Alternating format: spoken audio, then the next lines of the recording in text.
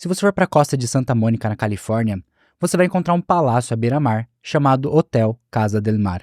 Se algum dia você já pensou, acho que eu quero viver dentro de um daqueles filmes antigos e famosos de Hollywood, mas escutando o som das ondas quebrando bem perto da minha janela. É para esse lugar que você vai.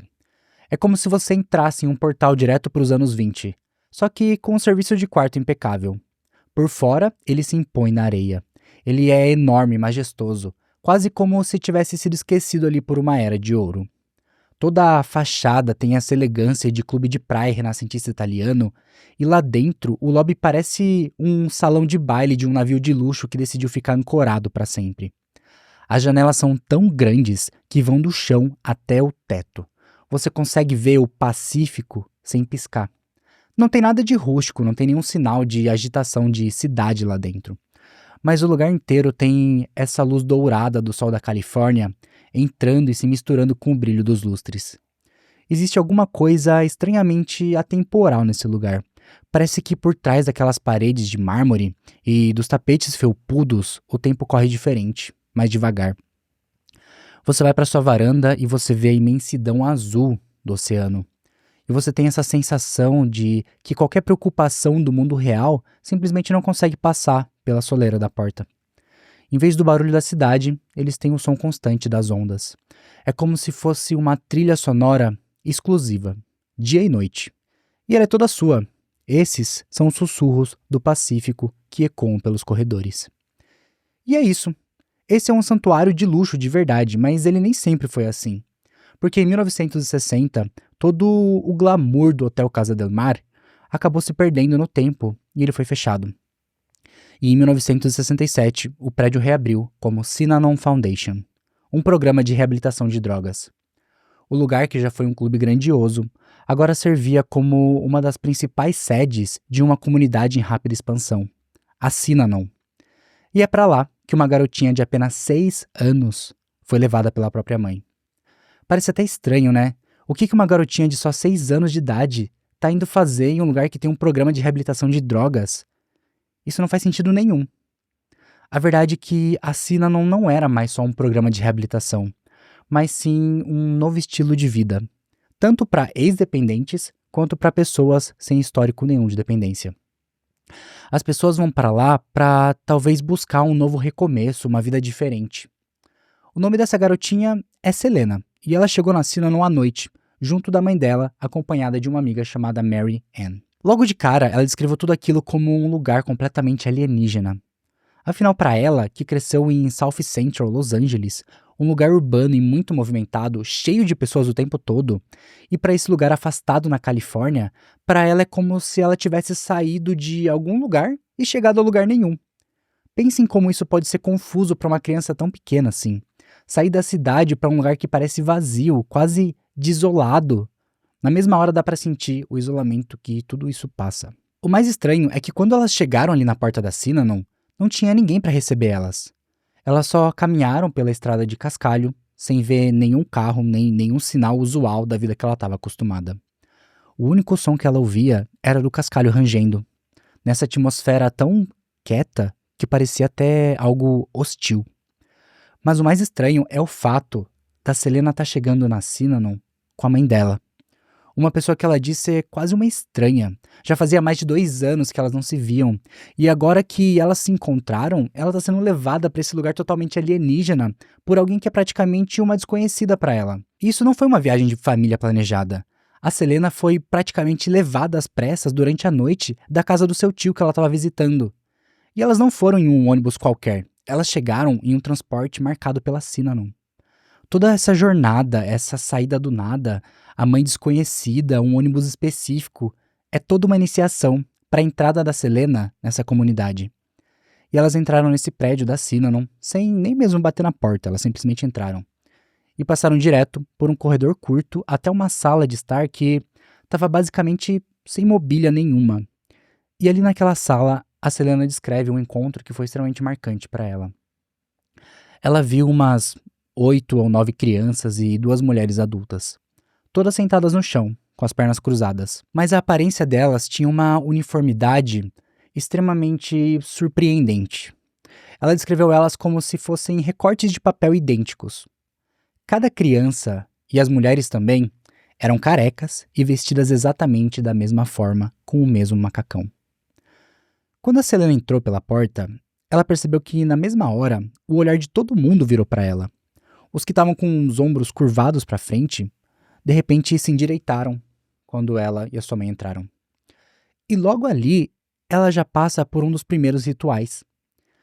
Todas as crianças começam a focar na única coisa que ainda faz com que ela seja diferente ali, que é o cabelo dela. Uma das mulheres, uma adulta, levanta e diz para as crianças: se comportem. Se vocês querem tocar no cabelo da Selena, vocês precisam fazer fila.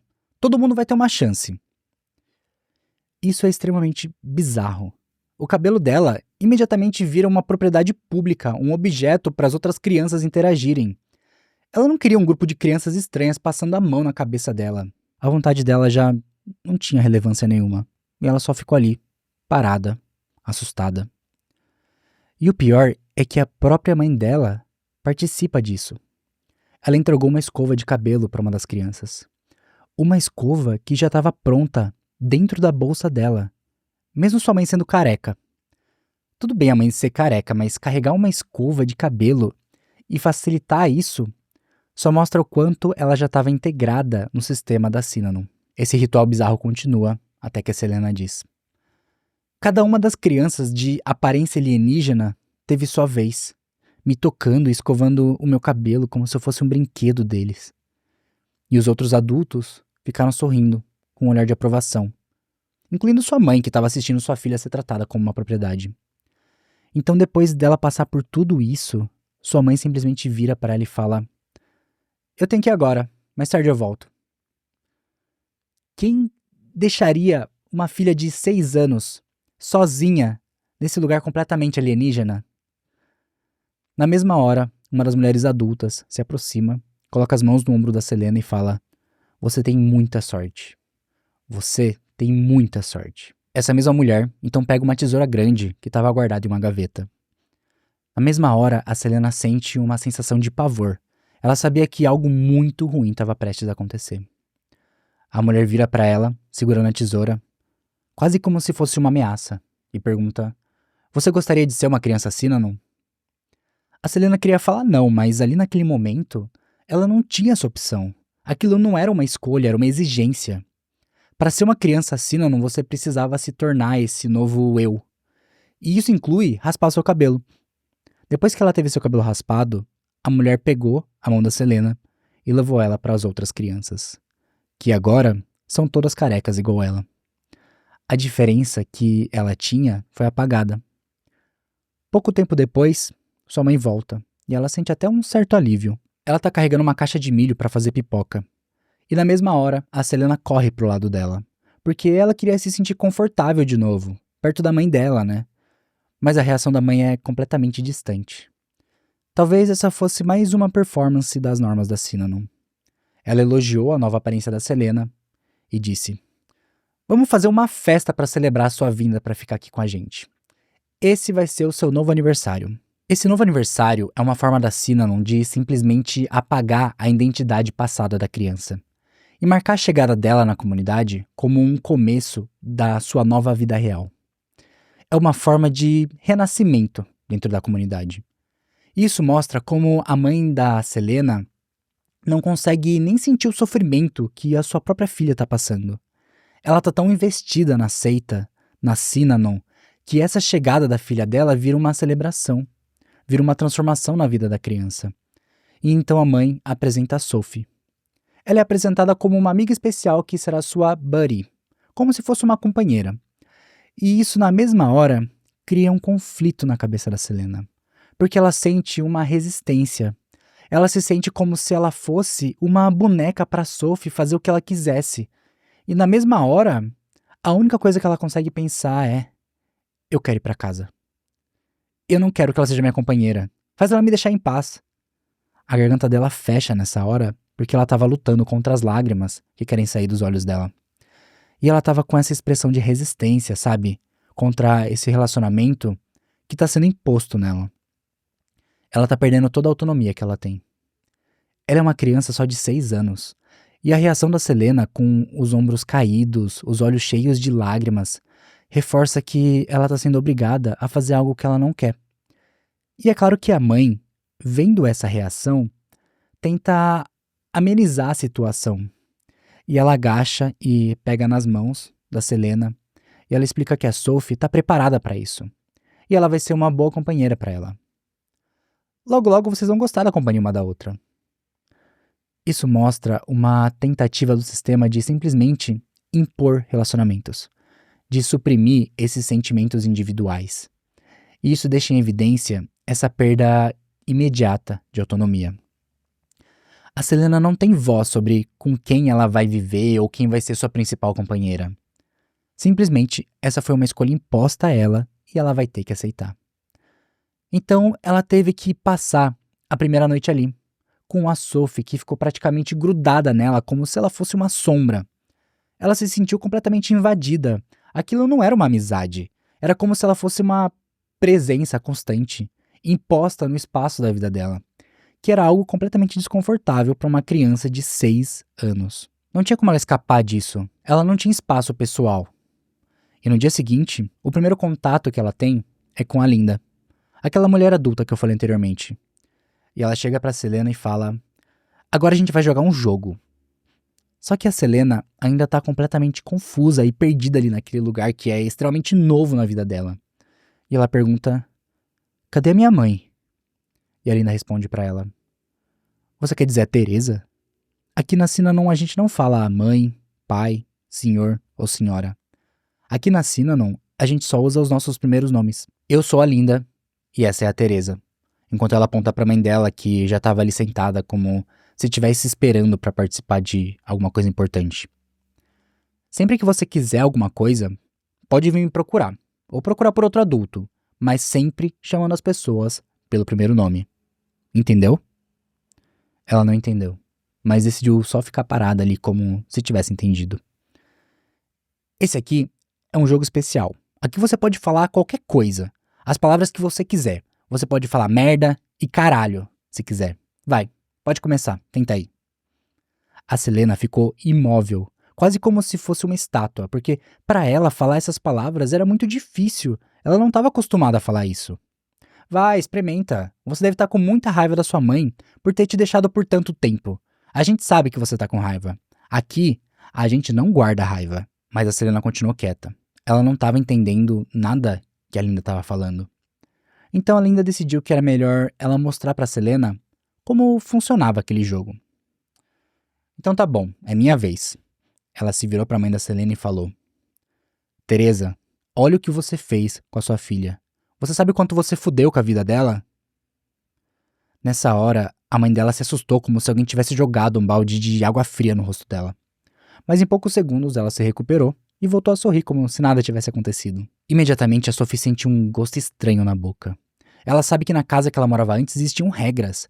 As meninas não devem falar palavras feias assim. Ela lembra que toda vez que ela falava alguma palavra feia, ela tinha que lavar a boca com sabão.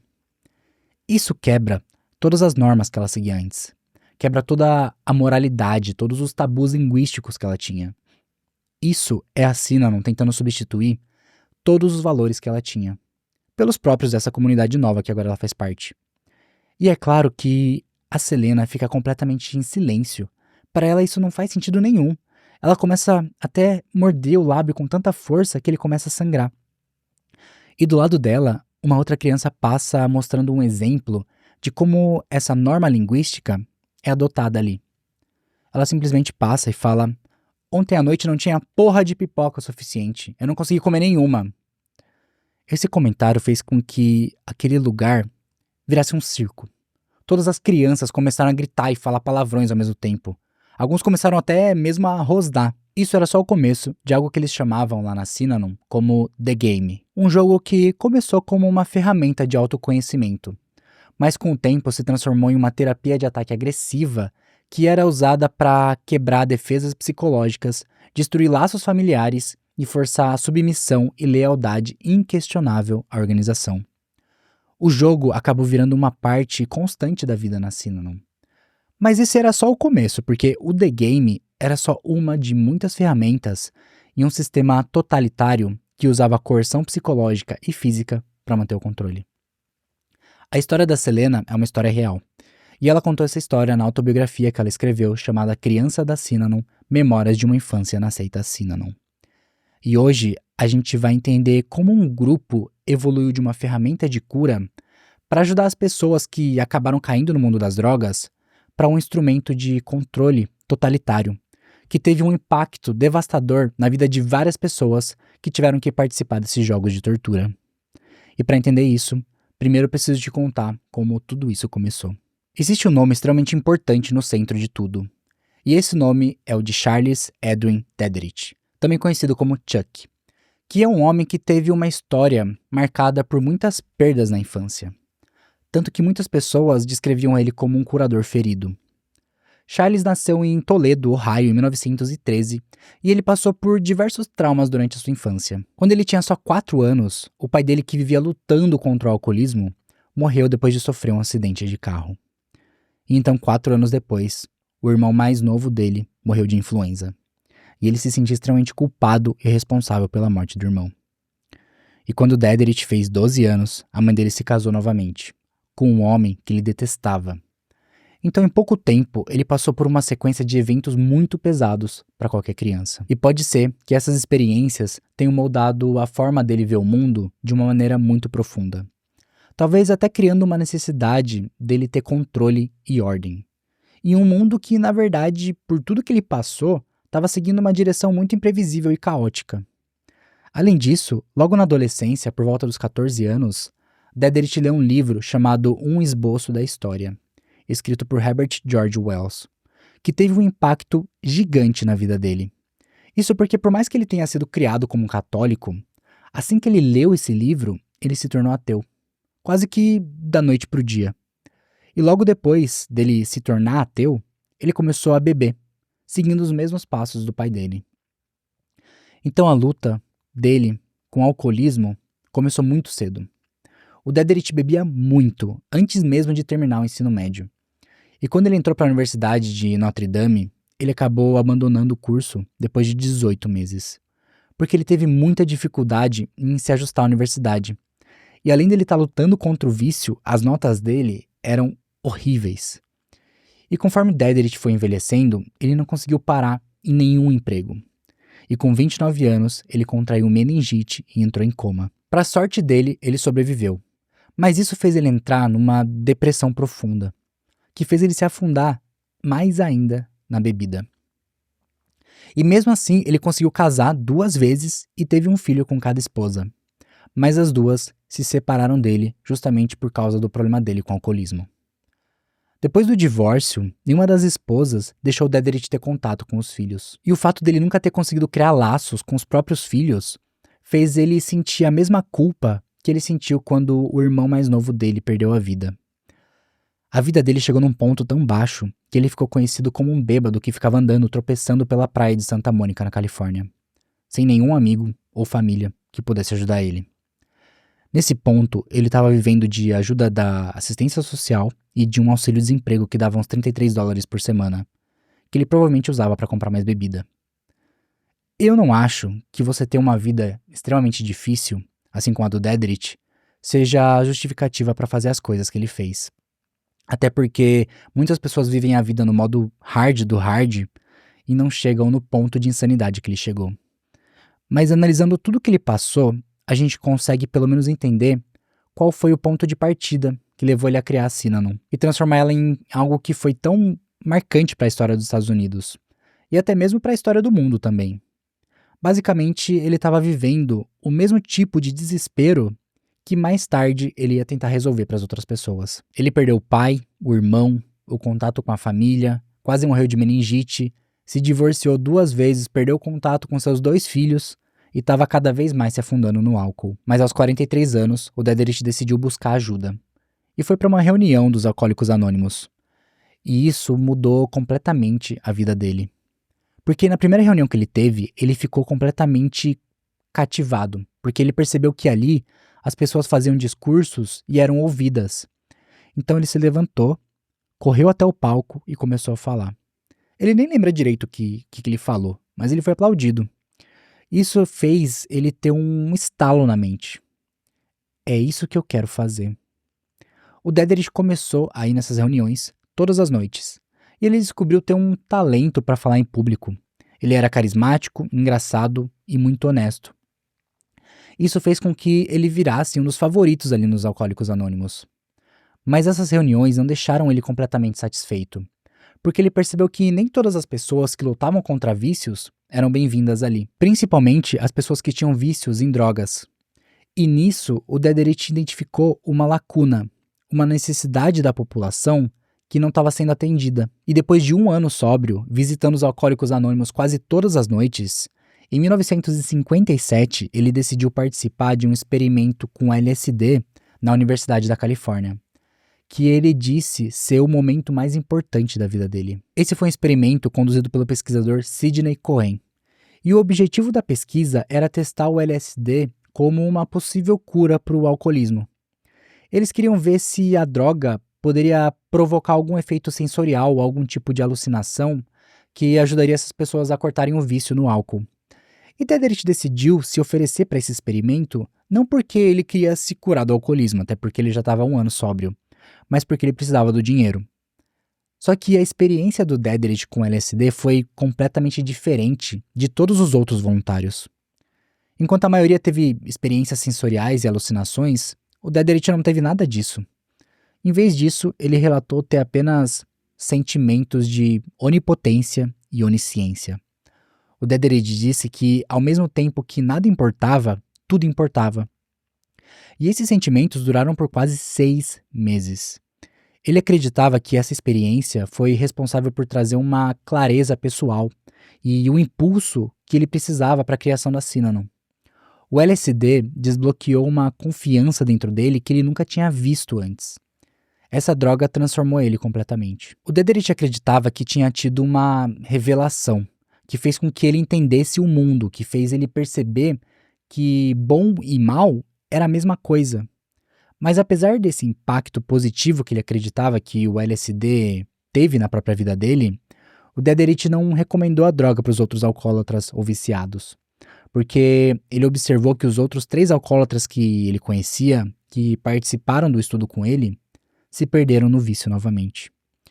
Só que essa experiência foi o momento que Dederick decidiu que ele precisava ajudar as pessoas que passavam por problemas parecidos com o dele. Então, todas as noites, depois das reuniões dos Alcoólicos Anônimos, ele começou a fazer reuniões informais dentro do próprio apartamento dele, que no primeiro momento reuniram uma quantidade bem pequena de participantes e eram inspiradas nas reuniões dos Alcoólicos Anônimos, mas com o tempo evoluíram para uma forma de terapia de ataque e confronto verbal. Os participantes atacavam verbalmente uns aos outros até que eles chegassem num ponto de ruptura emocional e psicológica. Basicamente, essas reuniões foram o precursor direto do que mais tarde se tornaria o The Game. E conforme o Dederick juntava esses grupos para participarem dessas terapias, ele começou a perceber que o número de pessoas estava crescendo muito rápido e ele precisava de um espaço maior do que o próprio apartamento. E é por isso que ele decidiu juntar o pouco de dinheiro que ele recebia do seguro-desemprego semanalmente para criar algo completamente novo, que nem era a Synanon ainda. Na verdade, ele alugou uma loja na praia de Santa Mônica e criou uma organização com o nome de Tender Loving Care, que traduzido para português seria algo como cuidado amoroso. E sabendo sobre como realmente era a Synanon, esse nome é um contraste muito gigante se comparado com o que a organização ia se tornar um dia. Num primeiro momento, a Tender Loving Care começou com um grupo pequeno, focado na reabilitação de dependentes químicos, que tinham só 2 regras iniciais: a abstinência total de drogas e álcool e a proibição de violência física. Mas não demorou muito tempo para o nome Synanon aparecer. Logo no ano da fundação da Tender Loving Care, o nome Synanon surgiu quando um membro viciado tentou pronunciar as palavras simpósio e seminário no meio de uma dessas sessões de discussão. Mas ele acabou misturando as duas e disse sim a não. E quando o Dederick ouviu essa palavra, ele gostou muito, porque ele achou que essa palavra soava como um ótimo nome para ter na lateral de um caminhão. E Dederick acreditava que se você quisesse mudar algo, deveria mudar o nome. Então foi isso que ele fez. Ele mudou o nome do grupo de Tender Loving Care para Synanon Foundation. O mais interessante é que tudo isso partiu de uma premissa muito boa Porque esse grupo que o Dederich criou estava atendendo uma população que os outros grupos não estavam alcançando. E ele conseguiu sustentar tudo isso só com o dinheiro de seguro-desemprego que ele estava recebendo na época. A Sina não começou como uma empresa multimilionária, mas eles conseguiram juntar um grupo de pessoas que precisava de ajuda em uma época em que a crença comum era que essas pessoas viciadas em drogas eram praticamente incuráveis. O Dederich teve um pensamento revolucionário para a época. Ele realmente acreditava que o vício em drogas poderia ser tratado. E a filosofia inicial daquele grupo, ser um lugar seguro para essas pessoas, atraiu muita gente vulnerável. Gente que se sentia completamente sem esperança, eram pessoas completamente abandonadas pelo sistema. E uma coisa que eu acho que contribuiu muito para o crescimento deles foi o fato de muitas dessas pessoas simpatizarem com a história do Dederich, que sempre viveu uma vida extremamente complicada. E dentro da Synanon, os métodos de tratamento do Dederich fez com que ele fosse visto praticamente como um pai para essas pessoas. Esses viciados, eles eram tratados como crianças, sabe? Ele criou um sistema onde ele recompensava o comportamento bom e punia o mal. O Dederich tratava os adultos que lutavam contra o vício quase como se fossem crianças bagunceiras que precisavam de uma orientação mais rígida. Além disso, ele colocava muita importância na autossuficiência de cada um e na necessidade absoluta de que as pessoas deveriam assumir a responsabilidade pelas suas próprias ações. E foi justamente essa combinação de esperança de recuperação, de disciplina rigorosa e esse foco na responsabilidade pessoal que atraiu muitas pessoas para Synanon.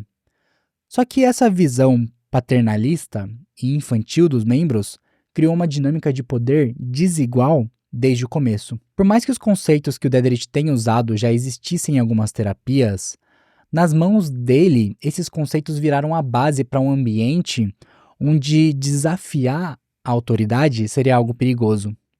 E a disciplina poderia escalar para um abuso sistemático, que poderia transformar os pronunciamentos e decretos dele em leis inquestionáveis. E é exatamente isso que a gente vai começar a observar a partir de agora. Esse é um momento crítico onde o caminho que a comunidade da Synanon está seguindo começa a divergir. Ele começa a passar de um método terapêutico para uma ferramenta de controle absoluto. Nos primeiros anos, a Synanon cresceu muito rápido. E isso chamou muita atenção, principalmente por essa organização estar se mostrando como um método eficiente no tratamento de vícios, que era um problema enorme. Mesmo com um começo muito simples, a Synanon se expandiu e só um ano depois, em 1959, eles tiveram uma mudança muito importante. Eles se mudaram daquela lojinha em uma praia para um arsenal abandonado muito mais espaçoso, que tinha 5 andares, ali em Oceanfront, em Santa Mônica. E a Synanon conseguiu isso graças a diversas doações que eles passaram a receber, justamente pelo fato das pessoas verem que o Dederich estava fazendo um bom trabalho. Mas o crescimento da Synanon não parou por ali. Quase 10 anos depois, em 1967, eles compraram o Clube Casa del Mar, um hotel gigante e famoso em Santa Mônica, que fica na beira do mar. Esse lugar enorme virou a sede principal da Synanon e serviu como um dormitório para as pessoas que participavam desse programa, que simplesmente não parava de crescer. A compra desse lugar tão conhecido mostrou que a Synanon estava virando algo extremamente sério, tanto que alguns anos depois, eles continuaram crescendo. A Synanon comprou um prédio grande em Oakland, na Califórnia, que antes era o Athens Athletic Club, e transformaram ele em uma instalação residencial. Além disso, eles criaram um complexo na Baía de Tamales, ao norte de São Francisco, e depois se expandiram para ter instalações no país todo. E esse crescimento começava a atrair muito mais gente. Gente importante que tinha o dinheiro necessário para manter essas propriedades. Tanto que chegou num ponto em que as pessoas que estavam se juntando a Synanon não eram só pessoas que estavam lutando contra o vício. Eles precisavam crescer cada vez mais.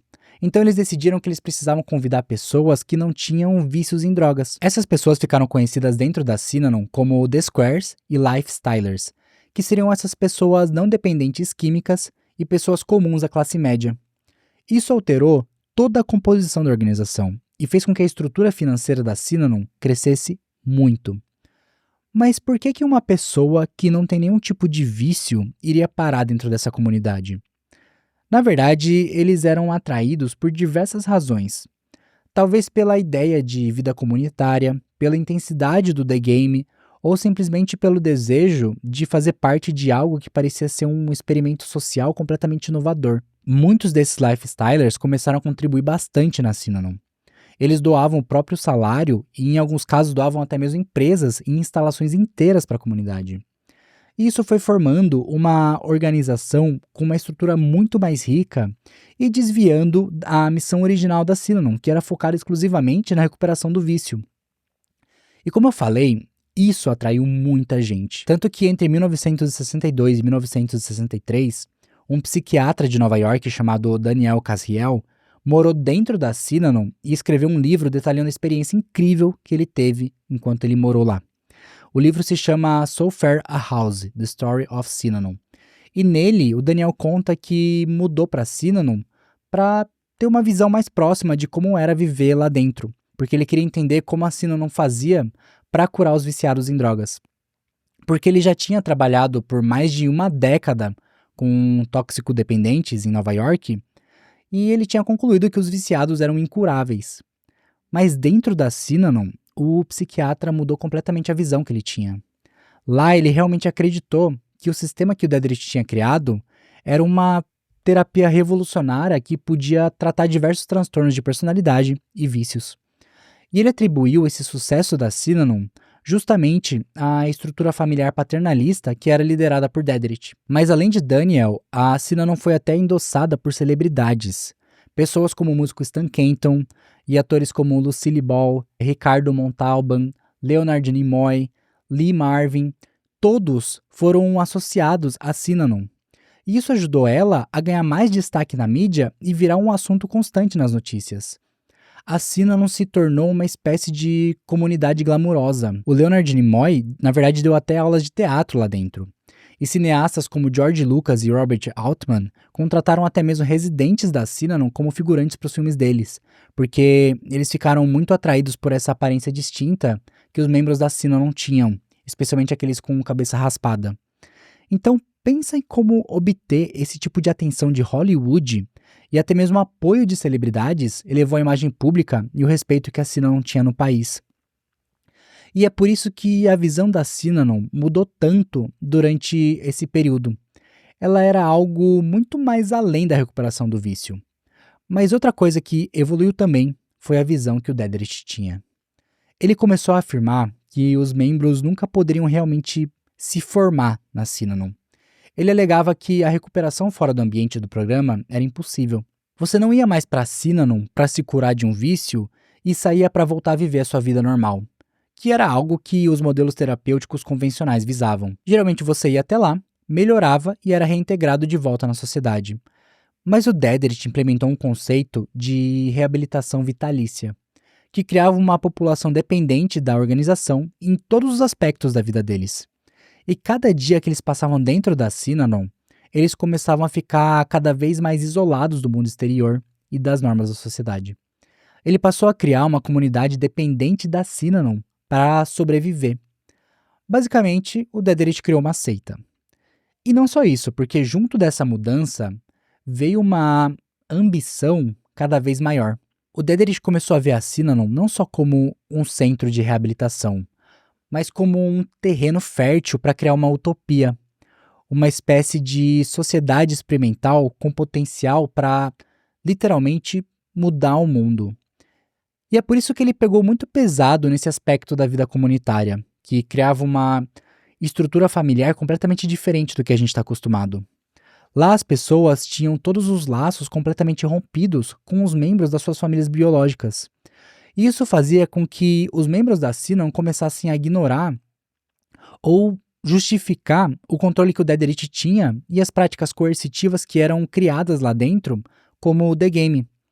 Eles se viam como parte de um projeto social importante e inovador, e isso cegava eles para esse aumento de controle e para o abuso que eles estavam sofrendo.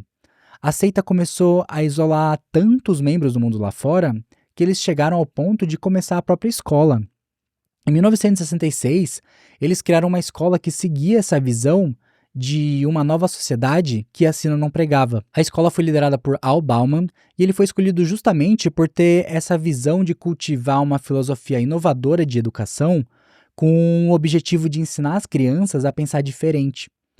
E isso foi uma resposta justamente pelo fato da Sina não se tornar tão popular que diversas famílias começaram a entrar para a seita e não podiam tirar seus filhos da escola. Então a melhor opção era criar a própria escola, porque ali eles poderiam doutrinar as crianças e manter eles longe de qualquer influência da sociedade de fora. E o mais bizarro de tudo isso é pensar que, enquanto isso estava acontecendo, a Sina não estava tendo um apoio enorme e uma cobertura da mídia extremamente positiva. Nem sempre ela foi vista como uma coisa sombria. Tem um artigo publicado em 62 na revista Life, por exemplo, que retratou a Synanon como algo revolucionário. E esse artigo, chamado A Tunnel Back into the Human Race, foi acompanhado de um ensaio fotográfico enorme com mais de 7.000 fotos. E o artigo descreve que o The Game, por mais que fosse algo extremamente brutal, nunca era fisicamente violento e ajudava os participantes a acessarem emoções reprimidas. Tem até um relato escrito pela Helena Broslovsky, que ela documenta aos 23 anos que ela passou dentro da Synanon. E ela conta que o primeiro contato dela com a seita foi através dessa matéria na revista Life, onde ela viu uma foto de duas garotas de mais ou menos uns 14 anos, a mesma idade que ela tinha, gritando uma com a outra, testa colada com a testa. Mas na descrição estava escrito que, mesmo depois delas terem gritado tudo o que elas sentiam, elas saíram juntas se abraçando, sem se importar com o que elas tinham falado. A vida da Helena, tanto em casa quanto na escola, estava tão marcada por conflitos interpessoais que ela ficou impressionada com o que ela viu ali naquela revista. E ela pensou até em usar um lápis de sobrancelha para simular marcas de agulha no braço dela, para que ela pudesse entrar na Synanon como uma viciada. Porque ela descobriu que, para participar daquele jogo maravilhoso, ela precisava ser um usuário de drogas. E como você pode imaginar, alguns anos depois, ela entrou para a Synanon e ficou até o fim dela. Então, olha o impacto que um artigo em uma revista teve na vida dela. E esse é só um caso específico, porque esse ensaio fotográfico da Life foi uma mídia extremamente influente que teve um papel muito importante na expansão da Synanon. O próprio Dederich acabou se tornando uma espécie de celebridade, e a fama dele foi impulsionada mais ainda depois que Hollywood fez um filme em 1965 com o nome Synanon, que estrelou Edmund O'Brien interpretando um personagem baseado em Dederich. Então pensa só, um filme de Hollywood sobre a Synanon, que contava uma história fictícia sobre viciados que iam até essa comunidade para se curar. E eles retratavam Dederich como um homem que era responsável por salvar a vida de todas essas pessoas. Isso com certeza ajudou a consolidar mais ainda essa imagem positiva da Synanon nos seus primeiros anos. Algumas pessoas chamavam ela até mesmo de um milagre na praia. Mas a verdade é que esse sucesso inicial, essa vibe boa que a Synanon transmitia, pode ter cegado as pessoas para os problemas que já estavam começando a aparecer. Isso porque no coração desse programa da Synanon, desde o seu início, existia uma prática que, por mais que ela fosse vista por muitos como revolucionária, tinha várias sementes de manipulação e abuso que acabaram dominando a organização. E essa prática era o The Game. Eu sei que eu já mencionei ele várias vezes aqui, mas eu preciso entrar em detalhes para você entender como essa prática cresceu lá dentro e como ela evoluiu de uma terapia de encontro em grupo para algo que parecia até mesmo um ritual. O The Game geralmente envolvia cerca de umas 12 pessoas sentadas em um círculo, e cada pessoa tinha uma rodada para se tornar o foco da sessão. Esse membro que era o foco começava a falar sobre si mesmo, e em seguida ele era submetido a uma confrontação e crítica verbal intensa, em um nível assim extremamente brutal, pelas próprias pessoas que estavam ali sentadas no círculo. Ali naquele momento era literalmente um vale-tudo. Os participantes eram incentivados a serem extremamente críticos, usando uma linguagem chula e falando várias obscenidades. Basicamente, o The Game funcionava como uma forma de terapia de ataque elevada a níveis absurdos. Mas qual será o motivo deles usarem um método tão pesado assim? Na filosofia do Dederich, as pessoas que lutam contra o vício tinham muitos problemas emocionais e eram profundamente desonestas. E eles usavam essas substâncias justamente para esconder sentimentos dolorosos como a raiva, medo e desespero. Então o The Game foi criado justamente como um teste difícil para criar esse ambiente de alta pressão e trazer à tona todas essas emoções reprimidas, para quebrar as barreiras de negação e forçar um tipo de autoconfrontação sincera e direta. Esse jogo basicamente juntava elementos de várias abordagens diferentes: o estilo de confissão dos alcoólicos anônimos, as dinâmicas de terapia de grupo e até a libertação emocional, sem filtros, de terapias como a terapia do grito primal, que foi criada por Arthur Janov. Mas o mais interessante é que, ali na comunidade que se formou dentro da Synanon, os membros tinham que se comportar de maneira civilizada. E eles precisavam se apoiar o tempo todo. O que é um contraste gigante com o The Game, porque ali eles podiam fazer tudo, era uma mudança total de regra. Eles só não podiam ser violentos fisicamente. E em um primeiro momento, as pessoas que participavam dessa forma de terapia relataram ver muitos benefícios nisso. Ninguém viu o The Game como uma ferramenta abusiva para todo mundo que estava ali envolvido. Como eu já falei, até mesmo as mídias da época retratavam aquilo como um avanço revolucionário no tratamento de vícios. E muitos dos membros originais, que eram pessoas que já tinham tentado de tudo e se sentiam completamente sem esperança, realmente acreditavam que o jogo e a comunidade da Synanon tinham salvado a vida deles. Eles até falavam que não estariam vivos se não fosse pela Synanon. Muitas dessas pessoas falavam que sentiam que não tinham mais para onde ir. E essa experiência para eles foi algo que salvou a vida deles. E lendo o testemunho dessas pessoas, até eu fiquei muito convencido de que aquilo realmente estava ajudando eles, que o The Game e a Synanon era algo bom. Não é à toa que até mesmo alguns médicos especialistas em narcóticos descreveram o The Game como uma abordagem prática e empolgante para um problema que parecia intratável. O psicólogo Abraham Maslow, que era extremamente influente na época, até elogiou o The Game falando que ele era uma forma de terapia sem besteiras. Isso porque Abraham acreditava que essa abordagem era fundamental para ajudar a Synanon a alcançar o que ele chamou de eupsiquia, que é essa ideia de uma sociedade perfeitamente saudável psicologicamente. Mas o mais bizarro é pensar que até mesmo os Squares e os Lifestylers, que eram aqueles membros não viciados, participavam das sessões do The Game. Para eles aquilo também parecia algo libertador, especialmente naquele clima extremamente conservador no início dos anos 60.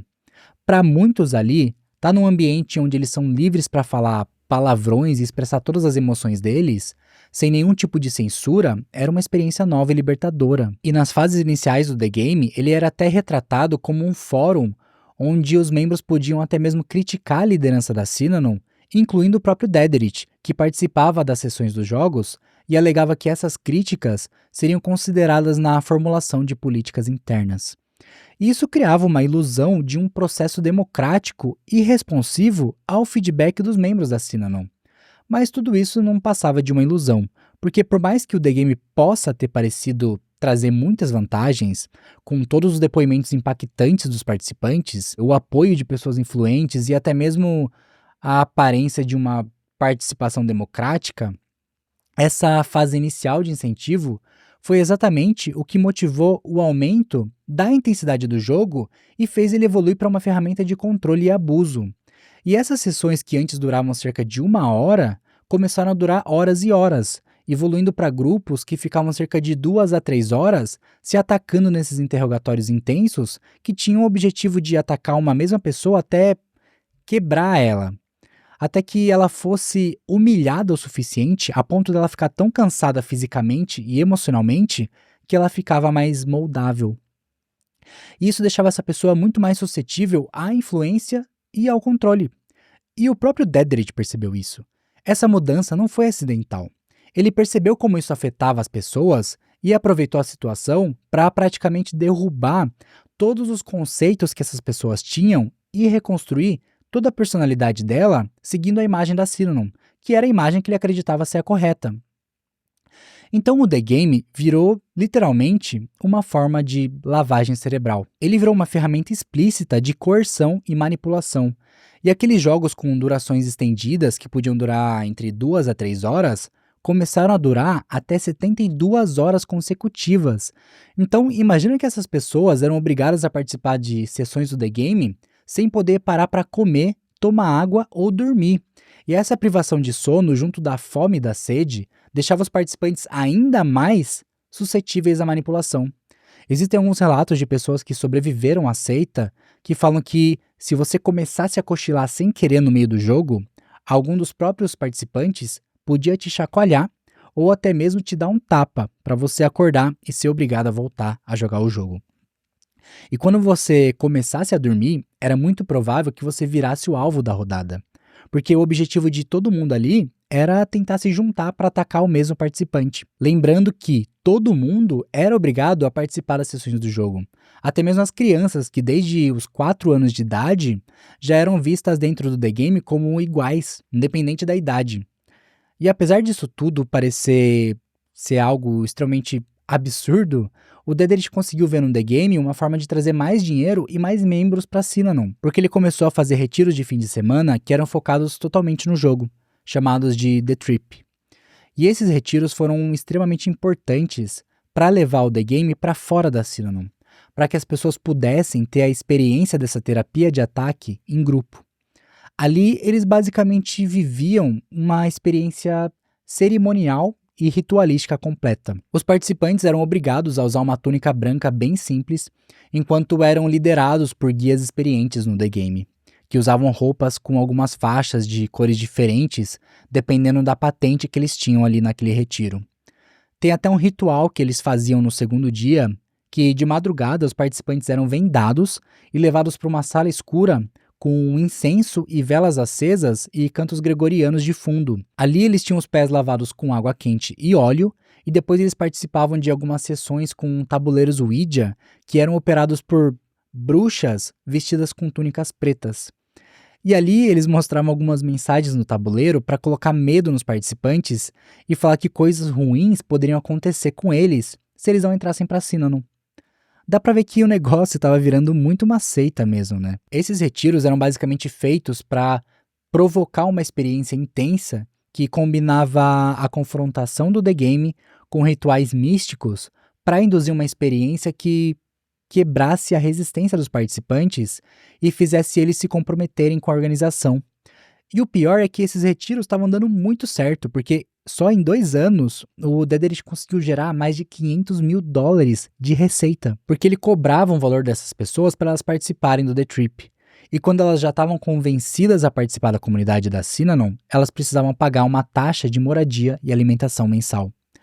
Basicamente, com esses retiros, eles conseguiram trazer mais lifestylers para dentro da Synanon, que eram essas pessoas de classe média que ficavam encantadas com o The Game e eram convencidas a morar junto deles. E essa evolução ritualística do The Game fez com que ele virasse a ferramenta mais importante de controle social e abuso psicológico dentro da comunidade. Porque, como eu falei antes, dentro dessa dinâmica do The Game, as pessoas eram usadas contra elas mesmas como uma forma de pressionar uns aos outros à submissão absoluta à vontade de Charles Dederic e à ideologia da Synanon, que é uma ideologia que foi se modificando com o tempo para ficar cada vez mais radical e invasiva. Tanto que chegou um momento que o Dederic decidiu que os membros da Synanon deveriam fazer abortos e vasectomias forçadas, porque ele decretou que os residentes da Synanon não deveriam ter mais filhos, já que ele via as crianças como um mau investimento, porque cada bebê ocupava uma cama e precisava de cerca de 100 mil a 200 mil dólares em energia e recursos da comunidade.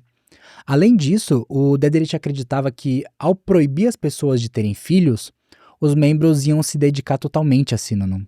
Tanto que ele chamou esse processo de libertação feminina, porque essa proibição era, na verdade, uma libertação da escravidão de ter que cuidar de um filho por 18 anos. E foi exatamente essa palavra que ele usou. Para Dederic, ter que cuidar de uma criança por tanto tempo era considerado uma forma de escravidão. E os membros que se recusavam a fazer as vasectomias ou abortos forçados eram obrigados a participar dessas sessões gigantes do The Game até que eles cedessem. e a maioria acabava cedendo, por causa do desgaste emocional que eles acabavam sofrendo dentro do jogo. Então dá pra perceber, né, que o The Game estava evoluindo muito rápido. E isso significa que as regras do jogo também precisavam evoluir junto. Como eu falei antes, a Sinon tinha algumas regras fundamentais. E uma delas é a de não violência. Mas a partir de 1970, essa regra começou a ser deixada de lado. E a organização virou um grupo abertamente violento, tanto contra seus membros quanto contra alguns inimigos da seita que começaram a surgir com o decorrer do tempo. O que marcou o início disso foi uma sessão do The Game que aconteceu em 1973, onde o próprio Charles Deder estava participando. No meio do jogo, ele decidiu derramar uma lata de root beer inteira na cabeça de uma participante que estava sendo atacada. E por mais que essa fosse uma ação simples, ele ter jogado a lata na cabeça dela quebrou essa regra de não violência dentro do jogo. Ele até chegou a se desculpar, mas retirou as desculpas depois e falou que ela mereceu ter sido atacada porque ela precisava de uma lição. E é a partir disso que essa regra morreu. Mas o uso de violência dentro da seita ganhou mais força em 74, quando os tribunais dos Estados Unidos começaram a enviar alguns grupos de adolescentes e jovens que eram considerados problemáticos para Synanon. Isso deu origem ao Punk Squad, que eram esses jovens que eram obrigados a participar do programa de reabilitação da Synanon, que muitas vezes eram enviados pelos tribunais ou pelos próprios pais como uma alternativa à prisão juvenil, muitas vezes até mesmo contra a própria vontade deles. Então imagina como eles eram muito mais rebeldes e difíceis de controlar. E é por isso que a introdução do Punk Squad marcou muito o início do incentivo da violência física na Synanon. Agora, quem desobedecesse qualquer regra era punido com espancamentos brutais, que muitas vezes aconteciam em público e eles eram obrigados até mesmo a ficar completamente nus. Qualquer criança que tentasse fugir para avisar as pessoas de fora sobre o que estava acontecendo dentro da Synanon era espancada como uma forma de disciplina, e o uso da violência mudou completamente a forma que os membros se comportavam e a autoridade que o Charles Dedrick tinha dentro da Synanon. O homem que tinha iniciado tudo aquilo com um grupo pequeno de apoio para viciados se transformou no que muitos ex-membros descreveram como um líder egomaníaco. Com um controle cada vez mais rígido, a Synanon passou de uma comunidade experimental para uma organização paranoica que seguia todos os caprichos e pronunciamentos do Dedrick. E a gente consegue ver esse poder absoluto que ele tinha, porque qualquer decisão pessoal que ele tomava, ele obrigava todo mundo da comunidade a seguir. Que foi o caso quando o Dedrick decidiu parar de fumar. Na mesma hora, ele proibiu o cigarro para todos os membros da Synanon. Ou quando ele decidiu que as crianças dentro da Synanon deveriam ser criadas coletivamente, e todos os pais tiveram que entregar os próprios filhos para serem criados pelos membros do grupo. E como uma forma de manter esse controle absoluto e divulgar todos os pronunciamentos dele, ele criou uma ferramenta chamada The Wire, que era uma frequência de rádio privada estabelecida pela Synanon, que operava 24 horas por dia, 7 dias por semana. Então ela nunca parava, e sempre transmitia as sessões do The Game que estavam acontecendo naquele minuto. Além disso, ela era usada o tempo todo para transmitir um fluxo constante de pensamentos, filosofias e até mesmo diretrizes do Dedrick para todos os membros da seita em todas as instalações da Synanon. Isso criou um ambiente de vigilância onipresente, e o The Wire virou uma ferramenta de saturação ideológica, porque o tempo todo ele estava influenciando as pessoas com alguma transmissão. Quem estava dentro da comunidade simplesmente não tinha como escapar dessa corrente, porque o tempo todo você estava sendo exposto a todo tipo de informação. É como se tivessem deixado uma torneira de informações aberta que ficava o tempo todo pingando esses pontos de vista alternativos que o Dedrick tinha. E isso acabava moldando todos os processos de pensamentos dos membros, fazendo com que o pensamento crítico deles simplesmente deixasse de existir. E isso ia criando uma atmosfera de obediência inquestionável, até mesmo para aqueles membros que nem estavam prestando atenção na informação que estava sendo passada. Porque como era um fluxo muito constante que ficava passando várias ideias ao mesmo tempo, mesmo que você não escutasse com 100% de atenção, você acabava absorvendo alguma coisa. Então o The Wire era uma estratégia muito boa que marcou um ponto de transformação da Synanon. E conforme os anos foram passando, A gente consegue ver que a ideia inicial da criação dessa comunidade, que era de ajudar os dependentes químicos, perdeu o foco completamente. Na verdade, ela perdeu o foco faz tempo, né? Mas só ia piorando com o tempo. E como a Sina não foi virando uma comunidade muito caótica, muitas das coisas erradas que estavam acontecendo lá dentro começaram a vazar. E isso era um problema muito grande, porque dependendo da informação que vazasse, existia a possibilidade de acontecer alguma investigação policial. E isso seria péssimo para o Dedrick. Isso podia acabar com todos os planos dele. Mas ele era um homem muito inteligente. Por mais insano que ele fosse, ele sabia muito bem o que ele estava fazendo. Cada movimento que ele fazia tinha uma estratégia por trás. E é por isso que em 1974 ele decidiu transformar a Synanon em uma organização religiosa.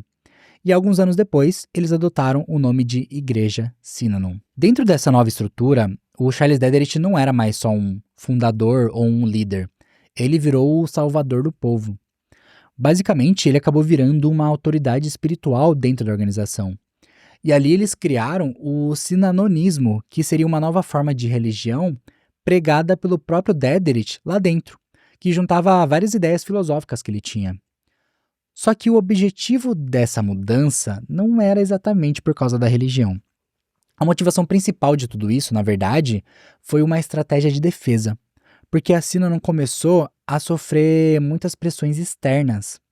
Tem uma denúncia feita em 72 pelo jornal San Francisco Examiner que alegava que a Synanon não estava tratando mais viciados de forma eficaz e que eles estavam operando principalmente como um golpe para juntar dinheiro. O que de certa forma é verdade, né? O foco da Synanon mudou completamente e o maior objetivo deles agora era trazer mais gente pagante para dentro da comunidade. E essa denúncia era uma ameaça muito grande para a Synanon, porque a gente tem que lembrar que eles tinham um status de organização sem fins lucrativos. Então, transformar a Synanon em uma religião, por causa das leis americanas, protegeu eles de possíveis investigações. E esse status religioso permitiu a Synanon ajuntar mais riquezas de forma muito mais eficaz, já que agora eles estavam completamente protegidos legalmente contra qualquer crítica ou qualquer investigação que pudesse surgir. Eles podiam simplesmente alegar que qualquer denúncia era uma perseguição religiosa. E a lei americana protegia eles disso. Essa mudança religiosa, combinada com essa proteção das leis americanas, fez com que o poder que o Charles Dedrick tinha aumentasse mais ainda. Agora todos os pronunciamentos dele tinham um nível de doutrina espiritual. E se você fosse contra qualquer coisa que ele falasse, você era considerado herege. Ele virou uma figura que era basicamente um deus. Você lembra quando eu contei a história daquela garotinha chamada Selena, que chegou na Synanon e teve o cabelo raspado? No começo, raspar a cabeça era uma forma de punição usada principalmente para punir os homens. Mas depois de um tempo, isso acabou virando uma prática lá dentro. E agora todo mundo era obrigado a raspar a cabeça, incluindo as mulheres e as crianças. O objetivo disso era apagar completamente a individualidade de cada membro da Synanon e reforçar a identidade visual do grupo. Além disso, eles eram forçados a se vestir com roupas parecidas para apagar mais ainda qualquer sinal de individualidade. Se você estava ali, você tinha que ser igual a todo mundo. E é por isso que quando a Selena chegou lá na Synanon, ela falou que todas as pessoas pareciam alienígenas com cabeças raspadas. Mas não para por aí. O Dedrick também decretou algumas mudanças radicais nos relacionamentos dos membros da Synanon. Todos os casais foram obrigados a desfazer qualquer união que eles tinham e buscar novos parceiros dentro da comunidade. Era basicamente uma troca de esposas. Isso era feito justamente para destruir qualquer laço emocional pré-existente e garantir que a lealdade dos membros fosse a Synanon e ao seu líder. Se o Dedrick mandou, você tinha que seguir. É muito louco pensar que essas pessoas se submetiam a tudo isso e simplesmente aceitavam numa boa o que estava acontecendo, né? Eu acredito que é porque eles miravam muito nessas pessoas que já estavam machucadas emocionalmente de alguma forma. Elas eram alvos muito mais fáceis. E se você ainda tinha alguma resistência, eles iam conseguir quebrar ela completamente através do The Game. Então, até dá pra entender como essas pessoas eram manipuladas a ponto de aceitar tudo que o Dedrick falava. Mas essas obrigações cada vez mais bizarras e controladoras começaram a virar praticamente testes de lealdade. Por mais que todo mundo ali da Synanon tenha passado por alguma lavagem cerebral absurda, cada exigência extrema que surgia, como raspar a cabeça, esterilização forçada, se desfazer de casamentos, acabava puxando alguns membros até o limite. E isso foi um processo natural para filtrar os membros, porque assim quem era menos comprometido ou era mais resistente acabava sendo eliminado. E o que sobrava era um grupo de seguidores que estavam completamente doutrinados sem nenhum tipo de resistência. Sobraram essas pessoas que tinham entregado completamente qualquer autonomia pessoal que eles tinham para o Dederick. Então virou um círculo completamente complacente e controlável, que seguia qualquer coisa que o Dederick falava, sem questionar. E como muita gente acabou saindo, o Dederick acabou adotando uma visão de mundo que era basicamente nós contra eles. Qualquer pessoa que se opusesse a Synanon era na mesma hora rotulada como inimigo. E como eu falei, a Synanon começou a adotar algumas práticas cada vez mais agressivas contra os próprios membros. Mas agora, como eles tinham inimigos que estavam fora do ambiente da comunidade, essas práticas começaram a acontecer fora da Synanon. E para cuidar disso, o Dederick criou um grupo interno que ficou conhecido como os Fuzileiros Navais Imperiais, que atuavam como executores privados do Dederick. Esse grupo ficou encarregado de cuidar de qualquer ato de intimidação ou agressão para manter a ordem tanto dentro da Synanon quanto contra esses inimigos externos.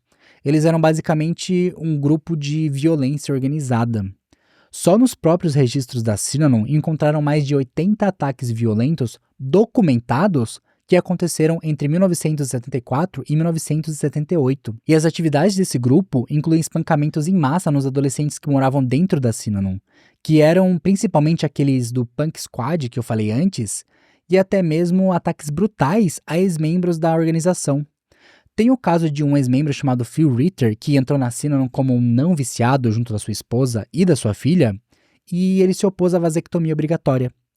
Ele achou que aquilo era um absurdo, ele acreditava que obrigar os próprios membros da comunidade a fazer isso era um crime. Por isso, ele acabou levando essas informações para as autoridades. Mas os advogados da Synanon descobriram que ele tinha feito essa denúncia. Por causa disso, ele foi banido do grupo e a Synanon não permitiu que ele visitasse sua esposa e sua filha. Além disso, como a esposa dele decidiu continuar na Synanon, ela foi obrigada a se divorciar do Phil, porque lá ela teve que adotar a prática de troca de parceiros que o Dederick tinha imposto. Então, como uma forma do Phil tentar recuperar a custódia da filha dele, ele precisou entrar com uma ação judicial e ameaçou intimar o Charles Dederick para testemunhar sobre o envolvimento da Synanon no sequestro da filha dele. E isso fez ele virar um alvo para a comunidade. Ele entrou para a lista de inimigos da Synanon. Então, no dia 21 de setembro de 1978, 2 membros dos Fuzileiros Navais Imperiais atacaram Phil Ritter na entrada da casa dele logo depois dele sair de dentro do carro. Eles estavam disfarçados, usando meias nos rostos e bateram nele com tacos de beisebol.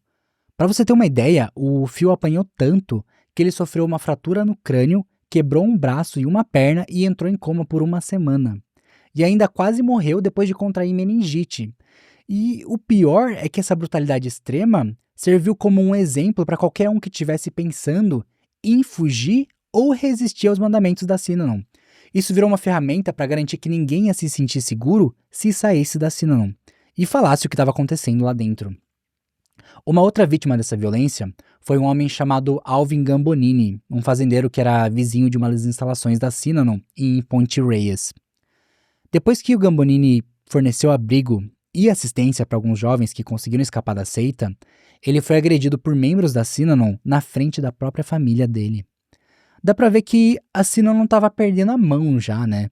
Na verdade, eles estavam perdendo a mão faz tempo. Mas é muito diferente você cometer esses atos de violência em um lugar fechado onde ninguém pode ver. Mas depois que eles viraram uma instituição religiosa, o Dederick estava tão confiante que ele ia estar protegido pelas leis americanas que ele achava que ele podia fazer qualquer coisa, que eles nunca iam ser punidos. Mas isso só estava piorando porque até agora as autoridades simplesmente não estavam fazendo nada a respeito. Até que no dia 10 de outubro de 1978, 2 membros da Synanon colocaram uma cascavel viva de 1,20 m dentro da caixa de correio de Paul Morantz, um advogado de Los Angeles. E ele foi mordido por essa cobra. Para você entender o porquê que a Cinnamon fez isso, o Paul Morantz era um advogado que estava representando um processo movido por ex-membros da Cinnamon contra o grupo. Ele já tinha ficado conhecido por ter investigado um esquema onde idosos alcoólatras eram mantidos em cativeiro em casas de repouso e eram sedados e usados para coletar pagamentos do governo. Se você já assistiu o filme Eu Me Importo, com a Rosamund Pike, que aliás é um filme muito bom, é mais ou menos parecido com o que estava acontecendo com esse filme. Lá nos Estados Unidos existe um tipo de golpe onde algumas pessoas obrigam pessoas mais velhas a irem para casas de repouso para roubar o dinheiro da aposentadoria dessas pessoas. Mas o que colocou o Paul Morantz no radar da Cinnamon foi porque em 77 ele representou um caso onde Ed Wynn acusava a Cinnamon de ter sequestrado a sua esposa e ter obrigado ela a raspar a cabeça, ter passado por uma lavagem cerebral e ter sido torturada. Que, convenhamos, era basicamente tudo que a Cinnamon estava fazendo. Mas durante a investigação desse caso, o Morantz descobriu que a Cinnamon não tinha licença para operar como um hospital. Então eles não podiam tratar pessoas com doenças mentais ou transtornos por uso de substâncias. Então ele conseguiu fazer com que a Cinnamon liberasse a esposa do Ed Wynn e venceu uma sentença de $300 mil. E ele não parou por aí, porque com a investigação que o Paul Morantz estava fazendo, ele começou a ver que tinha muita coisa errada acontecendo dentro da Cinnamon. Então ele passou a investigar ativamente as atividades da organização. E isso colocou ele no topo da lista de alvos do Dederich. Ele ficou furioso. O Dederich chegou até a falar isso em uma gravação interna. Nossa nova postura religiosa é a seguinte: não mexa com a gente, você pode acabar morto. Morto de verdade. E foi justamente isso que a Cinnamon tentou fazer com o advogado. Eles colocaram a cascavel no correio dele para tentar matar ele de verdade. Tanto que, pro Morantz não perceber que tinha uma cascavel dentro da caixa de correio, eles chegaram até a tirar o chocalho dela. E foi justamente por isso que ele foi mordido. Para a sorte do Morantz, um vizinho conseguiu aplicar um torniquete na mão dele e o corpo de bombeiro conseguiu matar a cobra e levar o Morantz para o hospital muito rápido. Ele teve que ficar hospitalizado por 6 dias e, de acordo com os médicos, ele teve muita sorte por ter conseguido sobreviver. E é claro que depois desse incidente, não tinha como não culpar a Cinnamon desse ataque. Até porque na investigação, um policial tinha notado que viu um carro da Cinnamon perto da casa do Morantz no dia anterior. E como ele era um advogado que estava o tempo todo lutando contra a seita, conseguiram ligar todos os fatores a um ataque organizado pela Cinnamon. Não tinha mais como as autoridades ignorarem todos os problemas da Cinnamon, que antes eram tratados como uma forma de prática religiosa intensa ou como uma forma de expressão de uma comunidade alternativa. Agora, eles estavam sendo vistos como terroristas. E isso marcou um ponto sem retorno para a organização. Então, o próprio Charles Dederich e 2 membros dos Fuzileiros Navais Imperiais foram acusados de conspiração para cometer assassinato e eles nem contestaram as acusações. Por causa disso, os 2 membros foram sentenciados a só 1 ano de prisão e o Charles Dederich foi condenado a 5 anos de liberdade condicional e uma multa de só $5 mil. O Dederich acabou ficando em liberdade condicional porque a saúde dele já estava bem debilitada por causa da meningite que ele tinha contraído quando ele era mais novo. Então ele tinha muitas sequelas por causa da doença. Além disso, em 77, o Dederich tinha voltado a beber álcool de novo, quebrando uma das principais regras da Cinnamon.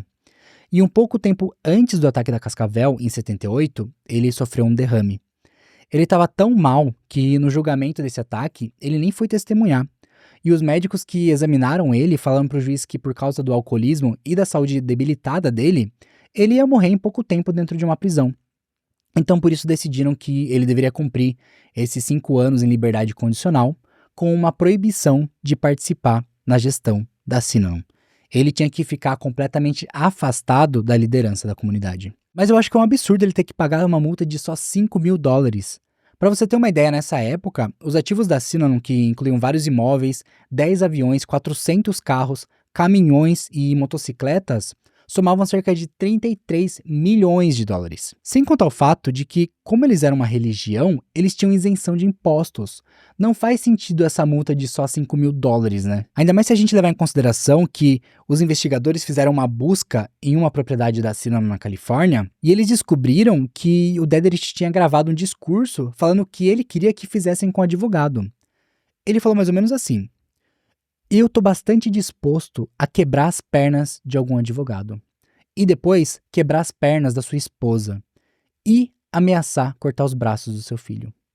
Esse é o fim desse advogado. Eu, de verdade, quero uma orelha e um copo de álcool na minha mesa. Isso era uma evidência condenatória que mostrava que o Dedrick estava planejando e incitando a violência extrema contra qualquer um que se opusesse a ele. E ele recebeu uma multa de só $5.000. Mas enfim, né? Esse ataque foi o início do que a gente pode chamar de a queda da Synanon. Essa remoção do Dedrick da posição de liderança foi um golpe gigante para a organização. A Synanon não estava tão ligada à personalidade carismática e ao controle absoluto do Dedrick que a ausência dele no comando, com certeza, ia ser um dos fatores principais para desestabilizar e acelerar o declínio da Synanon. Mas não seria só por causa da ausência do líder deles que eles iam cair. Isso porque desde o início da existência da comunidade, eles vinham se desenvolvendo dentro de um cenário sem nenhum tipo de regulamentação. Mas a partir do momento que começaram a surgir algumas preocupações sobre o que eles estavam fazendo, as autoridades começaram a investigar as práticas da Synanon. Em 61, por exemplo, muitos anos antes desse ataque da Cascavel, a cidade de Santa Mônica alegou que a Synanon estava operando um hospital em uma zona residencial. E também levantaram algumas preocupações sobre esse conceito de reabilitação vitalícia do Dedrick, que era essa ideia de que ninguém podia realmente se formar da Synanon, o que não estava alinhado com as normas terapêuticas da época. E à medida que a Synanon comprava mais propriedades e expandia cada vez mais as operações deles para as áreas mais remotas da Califórnia, iam surgindo cada vez mais alegações. Algumas até de que eles estavam erguendo prédios sem nenhum tipo de licença legal que eram exigidas. Eles criaram lixões não autorizados e construíram até mesmo uma pista de pouso sem seguir nenhum tipo de regulamentação local. Fora que começaram a surgir também algumas contestações relacionadas a questões tributárias, que o Dedrick solucionou com a mudança que ele fez da Synanon para ter um status religioso. E é como eu falei antes, por mais que surgissem todas essas alegações, as coisas continuavam a funcionar e ninguém estava se importando tanto. E a Synanon teve uma postura muito agressiva contra a imprensa. Quando alguém publicava alguma coisa falando mal da comunidade deles, a estratégia da Synanon era entrar com processos por difamação, que foram muito eficazes em silenciar vários jornais e emissoras. Eles organizaram até manifestações na frente da sede da revista Time, em Manhattan, com cartazes pedindo boicote à publicação das matérias que eles retratavam a Synanon como uma seita maluca. E eles tiveram muito sucesso fazendo isso. Em um desses processos contra o jornal The San Francisco Examiner, eles chegaram a ganhar $600.000 em um acordo. Então, por muito tempo, essa estratégia da Synanon foi extremamente eficaz, mas ela acabou se mostrando ser uma faca de dois gumes. Porque por mais que eles tenham conseguido intimidar alguns canais, eles também deram acesso a documentos internos para vários jornalistas através do processo de investigação legal. E isso forneceu para os repórteres várias evidências que sustentavam mais ainda as alegações que existiam contra a Synanon. E eles podiam expor ainda mais o funcionamento interno da organização. E um dos grandes destaques, o jornal principal nessa cobertura investigativa, foi o Point Reyes Light, que começou a cobrir a Synanon em 1978. O Point Reyes Light é um jornal semanal pequeno, publicado por David junto da sua esposa Kathy Mitchell, que ficava só uns 16 quilômetros ao sul da principal instalação da Synanon, em Marshall. E esse interesse pela Synanon surgiu depois que o condado de Marin publicou um relatório que sugeria a possibilidade do envolvimento da Synanon com casos de abuso infantil, associação armada e dificuldade com vizinhos. E essa proximidade deles com uma instalação da seita foi essencial para eles conseguirem cobrir toda a história da Synanon. Até porque, por o Point Reyes Light, essa era uma história que estava praticamente no quintal deles, e eles não podiam ignorar essa oportunidade. Então eles começaram a investigar e publicar reportagens sobre violência, terrorismo e irregularidades financeiras da Synanon. Eu encontrei um livro publicado pelo Rod Jensen chamado Ascensão e Queda da Synanon, uma parte que ele conta até que o jornal publicou um artigo contando o relato de um adolescente que tinha fugido da seita, mas acabou sendo capturada. Como punição, ela teve que limpar esterco de porco usando palitinhos de cenoura como uma forma de procedimento disciplinar.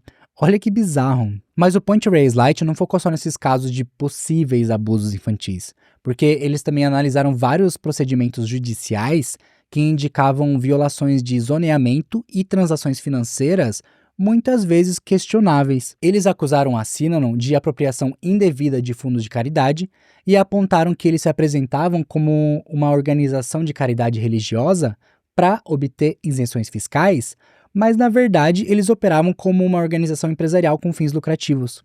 A maioria dos membros da Synanon acabavam virando uma mão de obra barata dentro da comunidade, ou até mesmo não remunerada, enquanto Charles Dederich recebia pagamentos milionários. E como você pode imaginar, a Synanon não gostou de nenhuma dessas acusações e entrou com um processo de difamação contra o jornal Point Reyes Light, que já era de se esperar, né? Na verdade, eles moveram 6 processos de difamação contra os Mitchells, mas mesmo assim, eles persistiram com as investigações e continuaram publicando artigos sobre a Synanon. E em 1979, eles ganharam o prêmio Pulitzer de Serviço Público pela cobertura investigativa e exposição da Synanon, falando que eles tinham se tornado uma seita violenta. E isso foi extremamente importante porque o prêmio Pulitzer é um prêmio anual dado aos maiores destaques em diversas áreas do jornalismo. E para o jornal Point Reyes Light, que era um jornal extremamente pequeno, ganhar esse prêmio foi muito importante para expor ainda mais as ações da Synanon.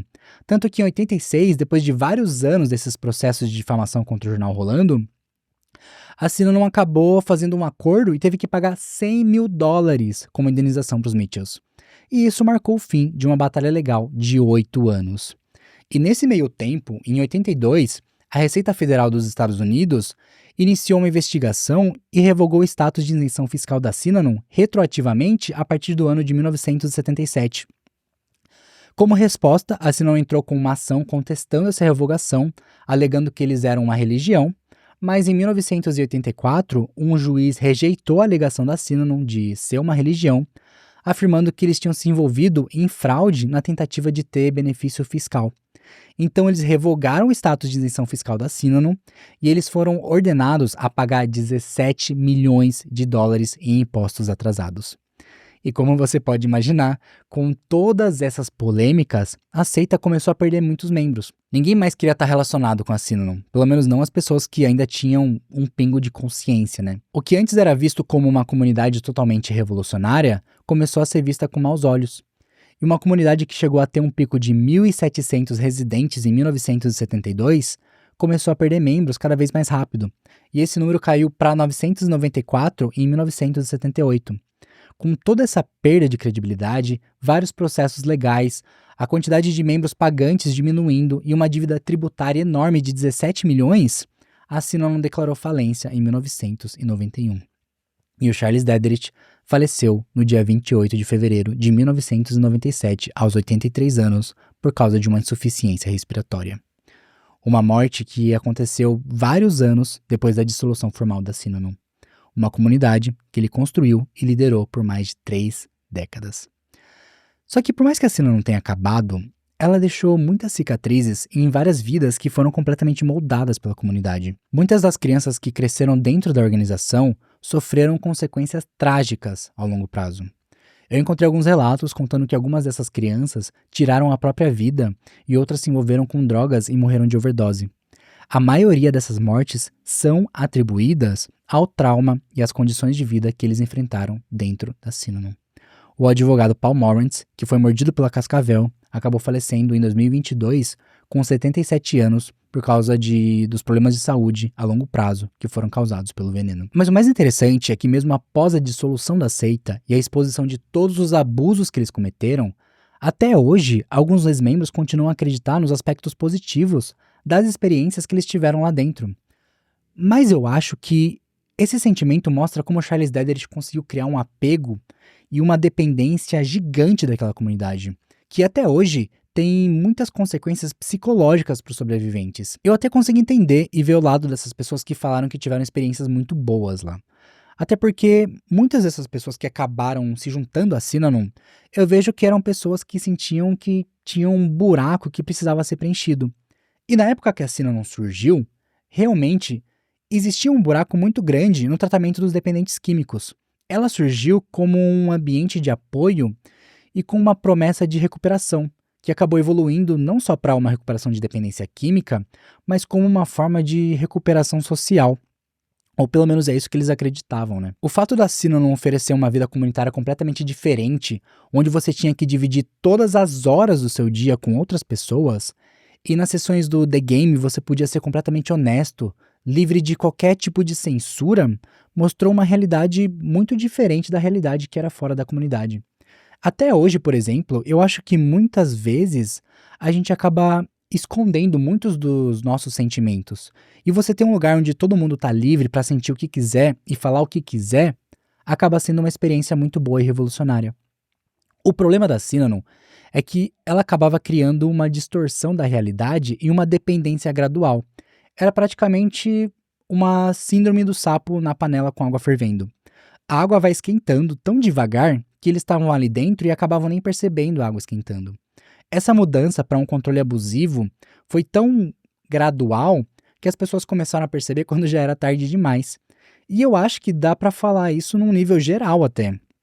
Tanto para as pessoas que estavam vendo a Synanon de dentro, quanto para as pessoas que estavam vendo aquilo de fora. É bizarro pensar que até o próprio governo dos Estados Unidos demorou para realmente reconhecer a seita perigosa que o Charles Dederich tinha criado. Então, imagina para as pessoas que estavam passando por lavagem cerebral atrás de lavagem cerebral lá dentro. Eles nunca iam perceber o que realmente estava rolando. A Synanon acabou virando um exemplo bem obscuro de até onde alguns movimentos podem chegar. Principalmente quando um idealismo que começa como algo bom se desvia para uma forma de tirania. E hoje a gente consegue ver como eles conseguiram deixar tantas marcas no mundo até os dias de hoje. Para você ter uma ideia, a Synanon não morreu completamente. O modelo de terapia de ataque que eles criaram acabou virando base para muitos programas de reabilitação controversos, especialmente para a indústria de adolescentes problemáticos nos Estados Unidos, que criam programas que prometem consertar os jovens rebeldes e muitas vezes usam práticas derivadas diretamente do The Game. A ideia de que você precisa quebrar uma pessoa para depois reconstruir ela do zero é uma ideia extremamente perigosa que começou na Synanon e continua causando danos até os dias de hoje. Tanto que quando eu estava pesquisando sobre a Synanon para fazer esse vídeo, eu fiquei pensando em como um movimento parecido com esse poderia acontecer hoje em dia. Já que a gente vive em uma era cercada pela internet e redes sociais, será que essas ferramentas que conectam a gente com o mundo também poderiam transformar a gente em pessoas mais vulneráveis a esse tipo de influência de líderes carismáticos? Ou talvez criar esse senso de comunidade que sai completamente da realidade? E eu acredito que, sim, a gente não está só vulnerável a esse tipo de movimento, mas eu consigo ver esse movimento acontecendo em algumas comunidades do Discord. Virou até comum a gente ver notícias falando de algumas atrocidades que são combinadas por grupos dentro do Discord. Eu não tô querendo demonizar o Discord, tá? Até porque eu acho que isso pode acontecer em qualquer rede social, em qualquer lugar. Mas eu acho que isso mostra pra gente como a gente tá extremamente vulnerável a ser influenciado por alguns movimentos sem nem perceber. Tanto que tem aquela frase clichê, né? A primeira regra de uma seita é que você não sabe que tá em uma seita. Até porque ninguém entra em uma seita pensando que vai entrar em uma seita. Você se junta a um grupo que vai te oferecer uma resposta, um propósito ou algum sentimento de pertencimento. E eu acho que não tem nada de errado nisso. A gente só tem que tomar cuidado para não virar aquele sapo que tá dentro da panela cozinhando. E é isso. Antes de finalizar o vídeo, eu quero deixar um agradecimento especial aos membros do canal que estão me apoiando. Eu espero que você tenha gostado desse vídeo e até o próximo. Tchau.